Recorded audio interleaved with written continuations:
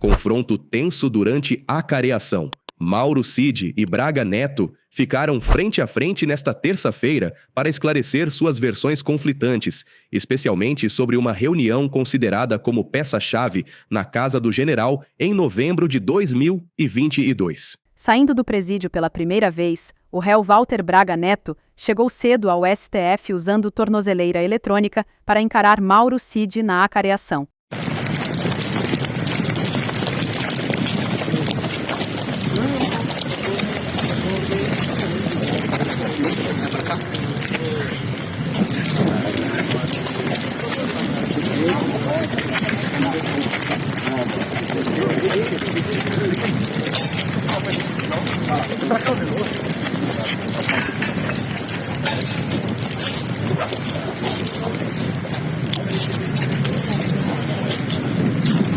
Ambos irão esclarecer as versões contraditórias de seus depoimentos na ação que investiga a tentativa de golpe. A defesa de Braga Neto contesta 2 pontos do depoimento de Mauro Cid: a reunião na casa do ex-ministro, onde teria sido discutido o plano Punhal Verde e Amarelo, além da entrega do dinheiro para financiar os atos golpistas. Logo após a acareação, Braga Neto deverá retornar à prisão no Rio de Janeiro e, durante o trajeto, só poderá se comunicar com seu advogado.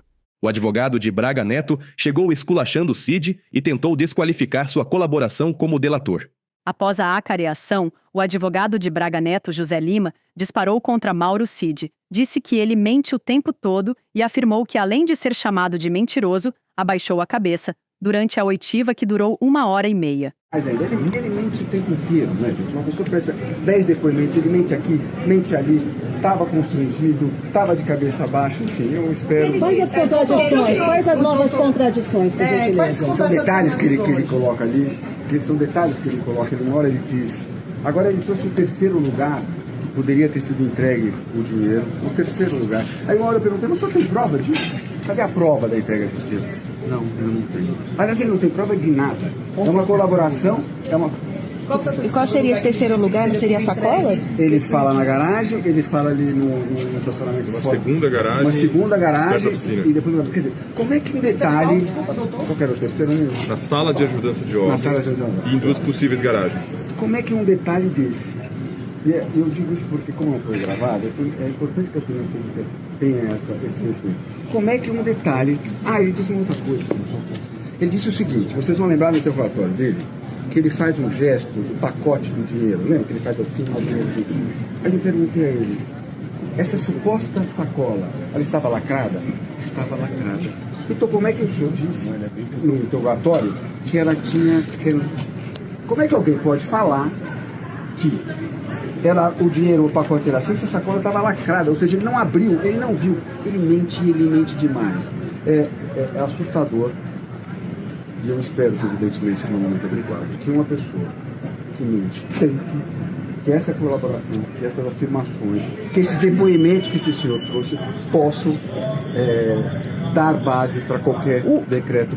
Eu tenho que ir embora. O general Braga Neto está preso desde dezembro do ano passado, sob a acusação de obstruir a investigação sobre a tentativa de golpe e por tentar obter detalhes dos depoimentos de delação de Cid. Após a declaração, a advogada de Mauro Cid se pronunciou desmentindo a defesa de Braga Neto. Vale lembrar que, no início do mês, durante o interrogatório de Cid, pressionado por Moraes, ele reafirmou que Braga Neto usou uma caixa de vinho para esconder dinheiro do golpe. Apesar de afirmar que não se lembra do local exato da entrega, garantiu que aconteceu dentro do Palácio do Alvorada. Então eu fui procurar o general Braga Neto para perguntar sobre se havia alguma maneira, né, do partido ou alguém ajudar. Ele orientou que eu falasse com o pessoal do partido. Aí eu falei com o coronel, não me lembro o nome do coronel, tesoureiro do partido. Tesoureiro do Partido Liberal. Do PL. Sim, senhor. Aí eu conversei com ele, inclusive mostrei aquele documento que a senha não foi quebrada, né? Eu mostrei para ele o que era o hotel. Ele falou que o partido não poderia bancar aquilo ali, não tinha como o partido apoiar manifestantes para trazer. E posteriormente eu retornei para o general Braga Neto, né? Não foi possível e tal. E aí depois, acho que realmente o espaço temporal não me recordo, o general Braga Neto trouxe, né, uma quantia em dinheiro, que eu também não sei precisar quanto foi, mas com certeza não foi os 100 mil, porque até pelo volume não era tanto, né? Devia ser Então, que foi passado para o Major de Oliveira, no próprio Alvorada. O senhor que passou esse dinheiro? Eu passei, sim, senhor. Eu recebi do general Braga O Neto. senhor recebeu esse dinheiro do general Braga Neto? Sim, senhor, no Palácio da Alvorada. Ele estava onde, esse dinheiro? Ele, não sei. Guardado? Não, guardado onde? Quando o senhor recebeu uma sacola? Tava acho uma caixa de vinho, assim, um botelhazinho assim. Né? E aí eu depois, acho que bobear no mesmo dia, eu passei pro Major de Oliveira. Durante a acareação, o assunto veio novamente à tona e a advogada desmentiu as afirmações da defesa de Braga Neto sobre o comportamento de Cid. Mauro Cid reafirmou que recebeu uma quantia exorbitante em dinheiro vivo dentro de uma caixa de vinho fechada das mãos de Braga Neto. Após a defesa do general falar com a imprensa, os advogados de Cid afirmaram: ele não se contradisse, manteve as mesmas versões, foram só 2 pontos controvertidos. Se o advogado de Braga Neto viu o Cid de cabeça baixa, eu não vi, e eu estava do lado dele, falou a advogada Vânia Bittencourt. A defesa do ex-ajudante de ordens de Jair Bolsonaro afirmou que solicitará ao Supremo as imagens das câmeras de segurança e a lista de entrada e saída do Palácio da Alvorada para comprovar os relatos sobre o recebimento e entrega do dinheiro. Cid e Braga Neto se contradisseram sobre uma reunião no fim de 2022. Cid disse que saiu antes do fim, já Braga Neto afirmou que ele e os 2 kids pretos deixaram o local juntos. Segundo a Polícia Federal, a reunião serviu para discutir como impedir a posse de Lula e acertar o levantamento do dinheiro, que depois teria sido entregue a Cid. A defesa de Bolsonaro chegou a pedir a Moraes para acompanhar os depoimentos de Cid e Braga Neto, e foi autorizada. O ministro Alexandre de Moraes disse que a defesa do ex-presidente Jair Bolsonaro poderá acompanhar a audiência presencial de acareação entre Mauro Cid e Braga Neto. O advogado Celso Vilardi pediu na última segunda-feira uma autorização para participar da audiência, que será fechada à imprensa e sem transmissão. Segundo Moraes, todas as defesas dos réus do núcleo crucial da trama golpista têm o direito de participar. Conduzida presencialmente por Moraes, relator do caso, o ministro Luiz Fux também está acompanhando a audiência.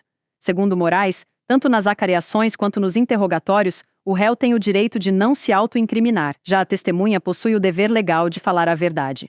Anderson Torres e Freire Gomes também ficaram cara a cara para dar suas versões dos fatos sobre a trama golpista. O Supremo Tribunal Federal também iniciou nesta terça-feira a acareação entre o ex-ministro da Justiça Anderson Torres e o ex-comandante do Exército, Marco Antônio Freire Gomes. A decisão de Moraes atendeu a um pedido da defesa de Torres, que apontou divergências entre os depoimentos dele e os do general. Ele relatou que Torres participou de 1 ou 2 reuniões no Alvorada em que Bolsonaro apresentou medidas de exceção aos comandantes das Forças Armadas. O general afirma que seu papel foi no sentido de explicar juridicamente algum ponto ali. Já Torres nega ter participado desses encontros e afirma que os registros de entrada no Alvorada mostram que ele e o general não estiveram lá ao mesmo tempo. Outro ponto de conflito é o documento encontrado na casa de Torres, que previa estado de defesa. Em depoimento anterior à Polícia Federal, Freire Gomes disse que esse conteúdo foi discutido em reunião com Bolsonaro. No mês passado, declarou que o teor do documento era semelhante. Vale lembrar que, por ser testemunha no inquérito, Freire Gomes é legalmente obrigado a dizer a verdade em seus depoimentos.